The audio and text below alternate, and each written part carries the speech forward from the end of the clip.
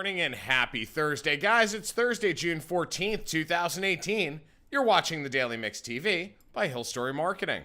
Hi, my name is Sean Patrick Hillman. So Domino's Pizza is doing its part to ensure a smooth delivery. They're even going so far as to fill potholes to get those steaming hot pies into your home faster. The pizza giant has launched a program encouraging consumers to nominate their town for pothole repairs. Domino's is partnering with local town and city municipalities in the U.S. to fix potholes and cracks, bumps, and other roadside conditions. They're hoping that this will help Domino's delivery drivers and customers get their meals intact and faster. Here's how the program works, folks. Customers nominate their town by entering their zip code on a dedicated website.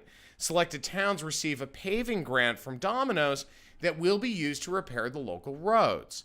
Now, their president of Domino's, Russell Weiner, stated, "Have you ever hit a pothole and instantly cringed?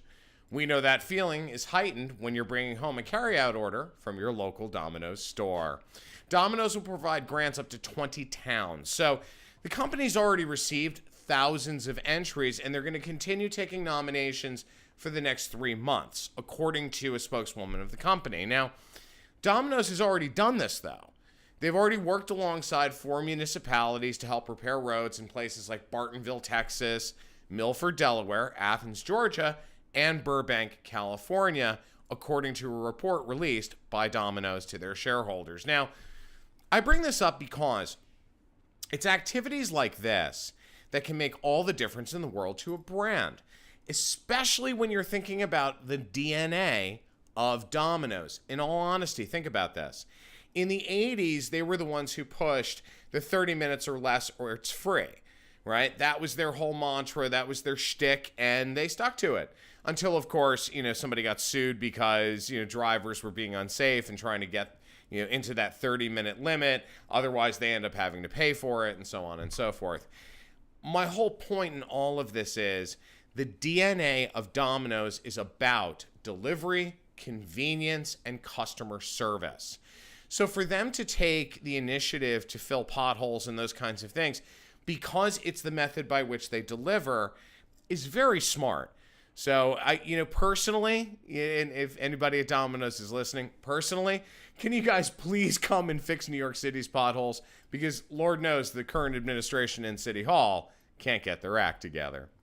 Comcast announced a $65 billion offer for 21st Century Fox's assets, outbidding the $52 billion deal already in the works between Walt Disney Company and the Murdoch-owned enterprise. The bid comes after a federal judge cleared AT&T's $85.4 billion takeover of Time Warner. So Comcast is the largest cable company and provider of broadband in the United States. But in the increasingly competitive pay TV landscape, this acquisition could be seen as a play against Netflix and other players, according to a report in the Wall Street Journal. I think that, as I said the other day, I knew the judge was going to clear it without any contest. I mean, honestly, think about this.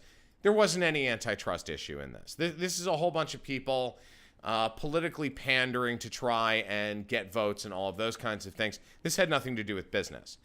When you look at basically a bidding war between Comcast and Disney to take over 21st Century Fox's assets, it's going to get very interesting very quickly, and I have a feeling it's only going to get hotter for those assets, and that price will continue to climb.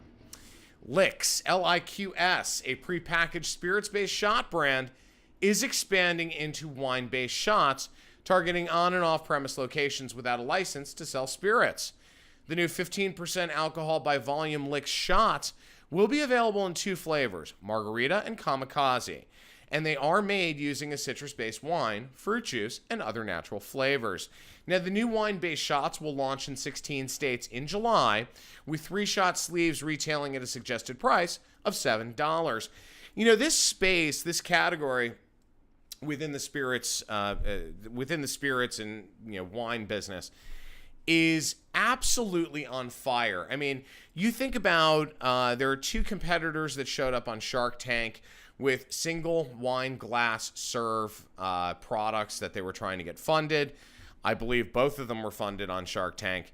LIQS came around, and it just seemed so interesting to me, especially given the convenience of it, the packaging, the entire experience. Their approach as a brand is very smart. So for them to expand and enhance their product line with wine-based shots instead of prepackaged spirits-based shots to allow them to get to those accounts that don't have a liquor license but do have a wine and beer license, very smart. Congratulations to LIQS. Can't wait to see what you guys do next. WeWork and SoftBank Group are in talks that could see the value of the office leasing company double to $40 billion. SoftBank has already received an investment, SoftBank has already invested for a little over $4 billion, almost $4.5 billion, into the startup, which was valued at $20 billion last summer following that investment. Now, if the deal goes through, WeWork will be the most valued U.S. startup after Uber. Now, you guys know how I feel about Uber. It's incredibly bloated. Personally, I don't think the value is there. But when it comes to WeWork, you've got something that's tangible in terms of an asset, in terms of real estate. In terms of their brand and their approach, it is absolutely brilliant. And it's not hurting people the way Uber is.